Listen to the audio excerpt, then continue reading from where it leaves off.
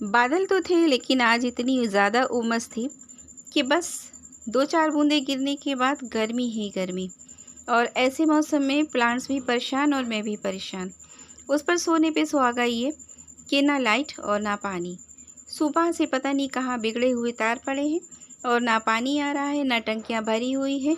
Tension ये कि पता नहीं कब लाइट आएगी, पता नहीं कब पानी होगा उन टंकियों में और कब हम वाटरिंग करेंगे। लेकिन खैर रात तक इंशाल्लाह बन जाएगी लाइट, तो फिर समर भी चलाया जाएगा, टंकी भी भरी जाएगी और इतने कम प्लांट्स भी नहीं हैं कि थोड़े पानी में काम चल जाए। तो चलिए मैं आज रिपोर्ट कर देती हूँ ये चांदनी, मिनी चांदनी का प्लांट, जो कि मैंने 40 रुपीज़ में बोला था उसने, नर्सरी वाले भैया ने, लेकिन शायद 25 रुपीज़ में ये मुझको पड़ा था, क्योंकि 100 रुपये में मैंने 4 प्लांट लिए थे। 3 की रिपोर्टिंग मैंने आपके शायद नहीं, 3 नहीं, अभी 2 की ही रिपोर्टिंग शेयर की थी और ये तीसरा प्लांट है, चौथा भी रखा हुआ है, वो भी मैं आपके साथ शेयर करूँगी। तो मैंने इसके लिए पहले तो ये देखिए इसकी मिट्टी ठीक है, तो मुझे इस रूट बाउल को बिल्कुल भी डिस्टर्ब नहीं करना है। और फिर रेनी सीज़न में अगर थोड़ा बहुत डिस्टर्ब हो भी जाता है तो प्लांट तो चल जाता है, लेकिन रेनी सीज़न बस नाम को चल रहा है। इतनी ज़बरदस्त गर्मी है, धूप भी हो जाती है और पौधे हैं कि कुम्हलाए जा रहे हैं। तो यहाँ पर एक गुलाब का प्लांट चला गया, यही गर्मी के चलते। कितना बचाते, और ये हाइब्रिड गुलाब था, पिंक रोज़ था, पर इसमें साइड साइड से बहुत सारे प्लांट्स ग्रो हुए हैं जो कि बहुत अच्छी कंडीशन में हेल्दी हैं। तो मैं इनको भी ग्रो करूँगी। इसको फ़िलहाल मुझे निकालना पड़ेगा। और चलिए मौसम का हाल देखिए, कितने सूखे जा रहे हैं पौधे। अब मैं क्या करूं, बस दुआ करती हूँ कि लाइट आ जाए, पानी आ जाए और मैं वाटरिंग करूं। अब सबसे पहले तो इन सूखी टहनियों को हटा देते हैं। मैं हाथ से निकालने की कोशिश कर रही थी तो इसमें इतने ज़बरदस्त कांटे हैं कि वो मेरे ही चुभ जा रहे हैं बार बार, तो जिसकी वजह से मुझे खुरपी का इस्तेमाल करना पड़ा और उसी से मैं इनको पहले तोड़ तोड़ कर हटा देती हूँ। तो 9 o'clock तो ये निकल जाएगा और ग्रो भी हो जाएगा। ये चाहे कट भी क्यों ना जाए, 1-1 इंच का क्यों ना रह जाए, ये तो ग्रो हो जाता है। तो उसको मैं दूसरा प्लांटर दूंगी और इन कांटों को भी दूर फेंकते हैं, कहीं किसी के चुभे ना। पहले तो ये मेरे ही चुभ रहे हैं। फिर हम इस सदाबहार के प्लांट को निकालेंगे।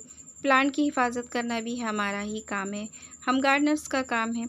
अगर प्लांट्स की बर्बादी करेंगे तो एक दिन होगा कि वो हमारे पास रहेंगे नहीं। तो किसी भी तरह जुगाड़ कीजिए, चाहे आप पॉलीथीन बैग में डालिए, बचे हुए ग्रो बैग में डालिए, बॉटल कट कीजिए, वेस्ट मटेरियल यूज़ कीजिए, पर मिट्टी को भी बचाइए। केमिकल का यूज़ ना कीजिए क्योंकि मिट्टी ख़राब हो जाती है। जितना चलिए ऑर्गेनिक के साथ चलिए, उसी के साथ मिट्टी हमेशा बेहतरीन रहती है। आप रीयूज़ करते रहिए, मिट्टी की ताकत कभी भी कम नहीं होती।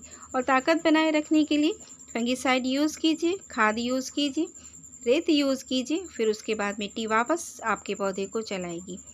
तो देखिए मैंने पूरा कंटेनर पलट दिया। 3-4 महीने हुए होंगे जब मैंने इसकी मिट्टी को भरा था, खाद भी नीचे भरी हुई थी। ये देखिए केचुआ, तो इनको सेव करना पड़ेगा वरना इस तरह से तो ये खुरपी से कट जाएंगे, मर जाएंगे। तो बचा बचा कर मैं मिट्टी से इनको अलग रखती रहूँगी और फिर बाद में उठाकर इसी कंटेनर में डालूँगी। तो ये देखिए मैंने जब पलटा तो जितना भी मैंने इसके अंदर किचन वेस्ट भरा था, सब्ज़ी फ्रूट के छिलके और कुछ पत्ते सूखे वगैरह, वो अब खाद बन गई है। और मैंने ड्रेनेज पे कोयले के टुकड़े भी डाले थे, सैंड भी डाली थी। ड्रेनेज सिस्टम इससे अच्छा रहता है तो वो सब मैं उतार लेती हूँ।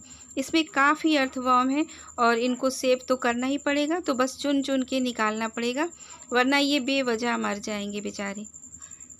तो जितने केचुए मुझे दिखाई पड़े मैंने उन सबको निकाल कर अलग किया। फिर मिट्टी को कूट कर बराबर करेंगे और इसमें मैंने देखिए राइस हस्क लिया है, कंपोस्ट, थोड़ी गोट मैन्योर लिया है और राख का इस्तेमाल किया हुआ है ताकि फंगस न लगे। राख फंगीसाइड होती है और सैंड, रिवर सैंड जो होती है वो वेल ड्रेन बनाती है सॉइल को, और राइस हस्क वेल ड्रेन तो बनाती है, साथ में मॉइस्चर को भी होल्ड करके रखती है।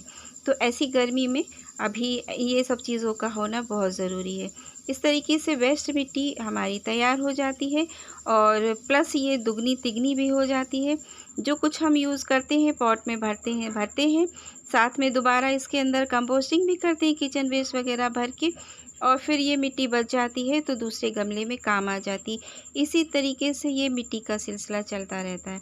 तो ड्रेनेज होल पर पहले आप पत्थर रखिए, उसके बाद एक दफ्ती का टुकड़ा रखिए ताकि मिट्टी बाहर ना निकल सके, और जो कुछ भी आप किचन वेस्ट या कंपोस्ट या खाद वगैरह इसमें भरते हैं वो पानी के ज़रिए बह ना जाए।